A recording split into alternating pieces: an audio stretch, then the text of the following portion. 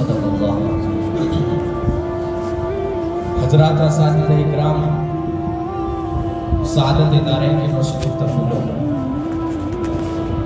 آج میں آپ حضرات کے سامنے قیامت کے متعلق کچھ عرض کرنا چاہتا ہوں۔ رب تبارک و تعالیٰ سے دعا کریں کہ اللہ تبارک و تعالیٰ مجھے صحیح کہنے کی توفیق عطا فرمائے۔ میں نے آپ حضرات کے سامنے قرآن پاک کی ایک آیت تلاوت کی، اس میں رب تبارک و تعالیٰ فرماتے ہیں جب آسمان پھٹ جائیں گے اور جب ستارے بکھر جائیں گے اور جب سمندر چلا دیے جائیں گے اور جب قبر کے لوگ زندہ کر دیے جائیں گے، اس وقت ہر نفس جان لے گا جو کچھ اس نے آگے اور پیچھے بھیجا ہے۔ مسلمانوں، آسمانی مذاہب پر ماننے والی قوموں کا ایمان اس بات پر ایمان ہے کہ زندگی صرف دنیا کی زندگی نہیں ہے، یہ تو عارضی اور ایک فانی زندگی ہے۔ اس کے اختتام پر ایک حقیقی اور دائمی زندگی کا آغاز ہوگا، اس کی ابتدا تو ہوگی مگر انتہا نہیں ہوگی۔ قرآن حکیم کو اٹھا کر دیکھیں تو ایمان باللہ کے بعد سب سے زیادہ زور ایمان بالآخرت پر ہی آپ کو ملے گا، کیونکہ موجودہ دنیا کے تمام اعمال اور ان کے نتائج کی اصلی بنیاد اسی آنے والی زندگی پر قائم ہے۔ اگر یہ بنیاد کمزور پڑ جائے تو اعمال میں جان نہیں رہے گی، بلکہ اعمال ہی کہاں رہیں گے۔ انسان شترے بے بہار اور بے باک ہو جائے گا اور وہ اس ملحدانہ سوچ کو اپنا لے گا کہ اکبر معیش کوش کے عالم دوبارہ نہیں سکتے۔ جب انسان کے دل میں یہ سوچ اور یہ عقیدہ بیٹھ جائے گا کہ نہ تو مرنے کے بعد مجھے دوبارہ زندہ ہونا ہے اور نہ ہی اپنے کیے کا کسی کو حساب دینا ہے، تو پھر اسے لوٹ کھسوٹ سے،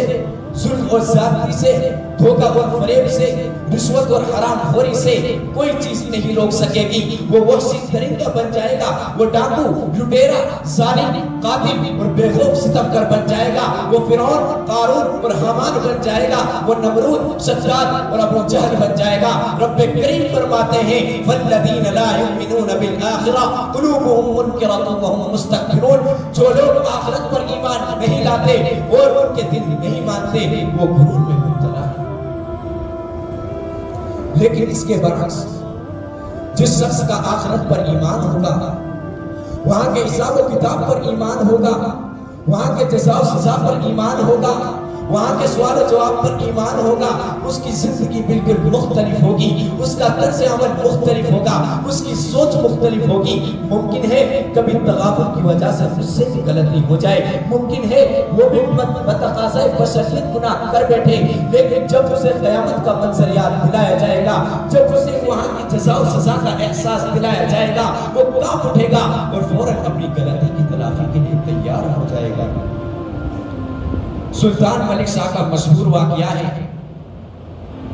کہ وہ ایک مرتبہ اصفہان میں جنگل میں شکار کھیل رہا تھا۔ کسی گاؤں میں اس کا قیام ہوا، وہاں ایک غریب بیوہ کی گائے تھی جس کے دودھ سے 3 بچوں کی پرورش ہوا کرتی تھی۔ بادشاہ کے ملازموں نے اسے ذبح کر کے اس کے خوب کباب بنائے۔ غریب بڑھیا کو خبر ہوئی تو وہ بدحواس ہو گئی۔ بادشاہ کے آدمیوں کا مقابلہ کرنا آسان نہ تھا،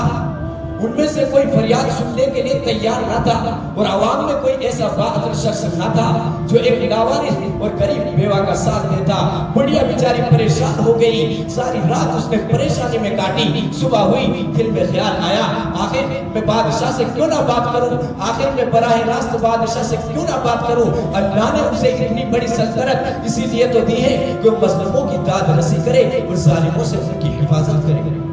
چنانچہ بڑھیا نے بادشاہ کے دربار میں حاضر ہونے کی کوشش کی، مگر شاہی محافظوں نے ایک غریب بڑھیا کی بادشاہ تک پہنچنے کی ہر کوشش ناکام بنا دی۔ بڑھیا نے کہیں سے خبر سن لی کہ بادشاہ فلاں راستے سے شکار کو نکلے گا، تو اصفہان کی نہر کے پل پر جا کر کھڑی ہو گئی۔ جب بادشاہ کی سواری پل پر آئی تو اس نے جرأت کر کے گھوڑے کی لگام پکڑ لی اور بڑی بے باکی سے کہا، اے علم ارسلہ کے بیٹے، کیا خیال ہے میرا انصاف اس پل پر کرو گے یا اس پل پر؟ جو جگہ پسند ہو منتخب کر لو۔ بادشاہ کے خوشامدی بڑھیا کی یہ بیوہ کی دیکھ کر حیرت زدہ رہ گئے، مگر انہیں زیادہ حیرت تو اس بات پر ہوئی کہ بڑھیا کو ڈانٹنے کے بجائے یوں محسوس ہوا جیسے بادشاہ سناٹے میں آ گیا ہو۔ اس کے چہرے سے اس کے اندرونی کیفیت ظاہر ہو رہی تھی۔ وہ فوراً گھوڑے سے اتر پڑے، انہوں نے کہا اماں جان پنجرات کی طاقت میرے اندر کہاں ہے؟ بتاؤ تو صحیح ہوا کیا ہے؟ میں اسی جگہ فیصلہ کرنا چاہتا ہوں، میں اسی جگہ فیصلہ کرنا چاہتا ہوں۔ چنانچہ بڑھیا نے سارا قصہ کہہ سنایا۔ بادشاہ نے لشکریوں کو اس نالائق حرکت پر سرزنش کی اور اسی وقت ایک گائے کے عوض 70 گائے دینے کا حکم دیا۔ بڑھیا مطمئن اور خوش ہو کر اسے دعائیں دینے لگی۔ جب بادشاہ سواری پر سوار ہوا جب بادشاہ سواری پر سوار ہوا سو سلطان ملک شاہ پر اس بڑھیا کی بات کا اثر یہ ایمان بالآخرت کا نتیجہ تھا۔ اگر اس کا آخرت پر ایمان نہ ہوتا تو بادشاہ کے نشے میں مخمور ہو کر کہہ سکتے تھے کہ جاؤ، نہ مجھے اس ملک کی پرواہ ہے نہ اس ملک کی، لیکن روز قیامت پر یقین ہونے کی وجہ سے وہ بڑھیا کی بات سے لرز اٹھے اور انہوں نے اس پر ہونے والی زیادتی کا فوراً اظہار کر دیا۔ تو میں عرض یہ کر رہا تھا کہ قیامت پر اگر سچا ایمان ہو تو ایمان انسان کو بہت سی برائیوں سے روک لیتا ہے اور 20 اچھائیوں اور اعمال صالحہ پر اسے آمدہ کرتا ہے۔ اس لیے قرآن کریم میں ایمان باللہ کے بعد سب سے زیادہ زور ایمان بالآخرت پر دیا گیا ہے۔ الفاظ بدل کر، انداز اور عنوان بدل کر بار بار قیامت کا تذکرہ کیا گیا ہے۔ رب کریم نے قسمیں اٹھا کر انسان کو قیامت کا یقین دلایا ہے۔ سورہ داریات میں 4 قسمیں اٹھا کر، سورہ مرسلات میں 5 قسمیں اٹھا کر فرمایا انما توعدون لصادق، بے شک وہ جس کا تم سے وعدہ کیا جاتا ہے سچ ہے۔ سورہ یونس میں فرمایا اے نبی یہ تجھ سے قیامت کے بارے میں سوال کرتے ہیں، کہہ دو ای وربی انہ الحق، ہاں مجھے میرے پروردگار کی قسم بے شک وہ حق ہے، وما انتم بمعجزین، اور تم ہمیں عاجز کرنے والے نہیں۔ ایمان بالآخرت کے عقیدے کو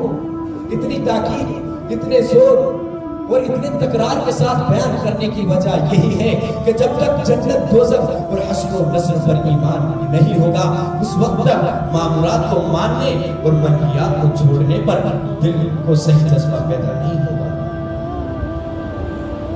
معزز سامعین اکرام، قیامت کا حقوق اللہ تبارک و تعالیٰ کا عدل و انصاف کا بھی تقاضا ہے، کیونکہ اس دنیا میں کتنے ہی ایسے ظالم اور جفاکار گزرے ہیں جو ساری زندگی بے کس انسانوں پر ظلم بھی ڈالتے رہے اور عیاشیاں بھی کرتے رہے، انہیں ان کی ظلم کی پوری طرح سزا نہیں مل سکی۔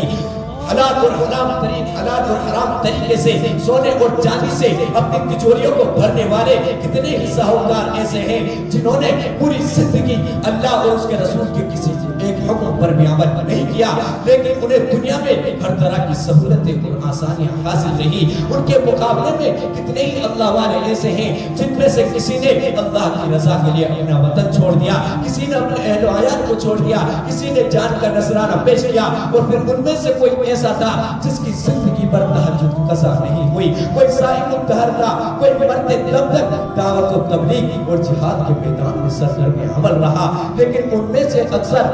مادی پریشانیوں کے شکار رہے، نہ انہیں پہننے کو ڈھنگ کا لباس ملا، نہ پیٹ بھر کر کھانا میسر آیا، اور نہ ہی کوئی راحت بخش مکان ملا۔ ان کی ساری زندگی پریشانیوں، تکلیفوں اور آزمائشوں میں گزر رہی۔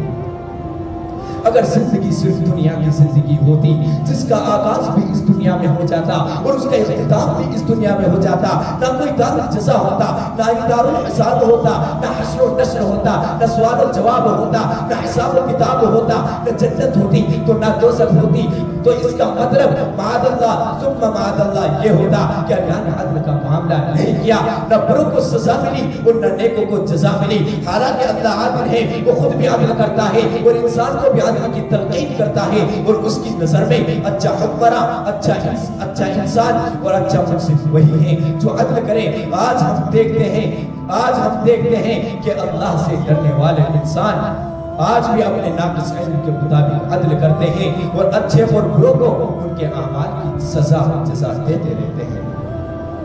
تو پھر آپ کا کیا خیال ہے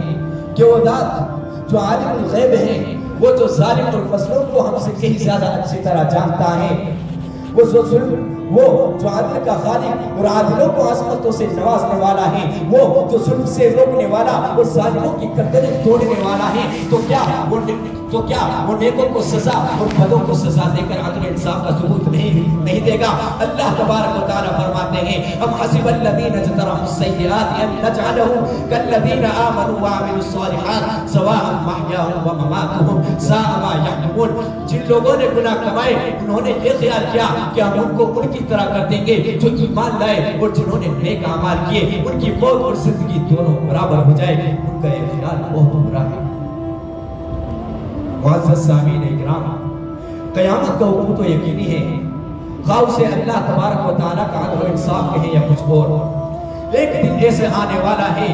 جب یہ بزم کائنات درہم برہم ہو جائے گی، یہ بلند و بالا عمارتیں بے وقت خاک ہو جائے گی، آسمان و زمین کے کرے ٹکرا کر چور چور ہو جائیں گے، پھر ایک نئی زمین اور ایک نیا آسمان پیدا ہوگا۔ وہاں کا نظام اس دنیا کے نظام سے مختلف ہوگا، وہاں کی زندگی یہاں کی زندگی سے مختلف ہوگی، وہاں کی نعمتیں یہاں کی نعمتوں سے مختلف ہوگی، وہاں کی سزائیں یہاں کی سزاؤں سے شدید ترین ہوگی۔ قیامت بھی ایک سلسلہ ہوگا جو بزم ہستی کو سیر و صبر کر دے گا۔ دنیا کے مختلف حصوں میں سلسلے آتے رہے ہیں اور اب بھی آتے ہیں، جہاں کے سلسلہ آتا ہے وہ آباد شہروں کو چند لمحوں میں وحشتناک کھنڈروں میں تبدیل کر دیتا ہے۔ قیامت بھی ایک سلسلہ ہوگا، وہ اچانک حقوق پذیر ہو جائے گا۔ اس حقوق کی تاریخ متعین نہیں کی جا سکتی، مگر وہ ایک عظیم ترین اور بے مثال سلسلہ ہوگا۔ اس جیسے سلسلے کا انسان نے شاید تصور بھی نہیں کیا ہوگا۔ وہ جب رونما ہوگا تو سورج میں نور ہو جائے گا، ستارے جھڑ جائیں گے، پہاڑ روئی کی طرح اڑ رہے ہوں گے،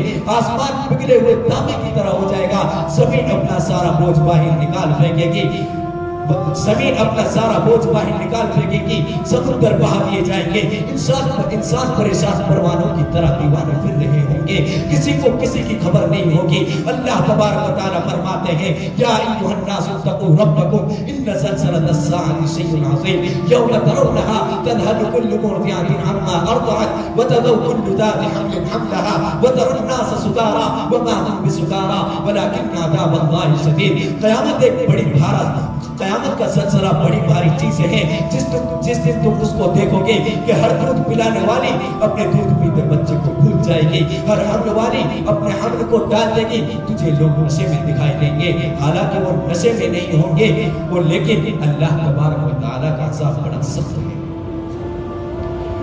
یوں تو ماں اپنے بچوں سے ہر وقت محبت کرتی ہے، چاہے وہ جوان ہو جائے یا بوڑھے ہیں،